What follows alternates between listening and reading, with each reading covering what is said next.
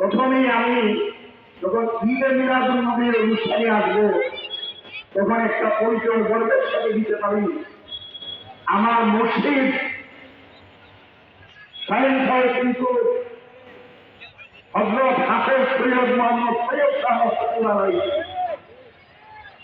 যিনি এই বাংলাদেশে সর্বপ্রথম জুলুসের আয়োজন করেছিলেন। তার ধারাবাহিকতায় এখনো সারা বাংলাদেশের মধ্যে সবচেয়ে বড় জুলুস হয় চট্টগ্রামে। আজকে আমি একটু আগে টেলিভিশনে দেখেছি বিশাল জমায় লক্ষ লক্ষ মানুষের জুলুস।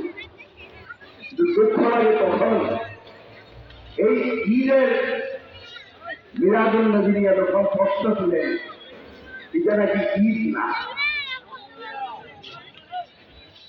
উলামায়ে কেরাম বক্তব্য দিতেন কোরআনের আলোকে, হাদিসের আলোকে, ইতিহাসের আলোকে।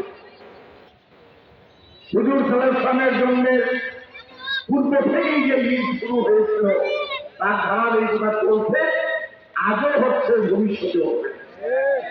কাজেই আমার শরীর বদ্ধ অনুরোধ, আমি এই মঞ্চে বড় বক্তৃতা দিতে চাই না। আমার শরীর বদ্ধ অনুরোধ, যারা ঈদ মানতে নারাজ আপনারা ভুল করতে যাচ্ছেন। কাজেই ভুল সংশোধন করে সত্যের পথে আসেন। মহানবীর জন্মদিনকে ঈদ হিসাবেই আমরা পালন করি, সারা দুনিয়া ঈদ হয়ে থাকি। আসসালামু আলাইকুম।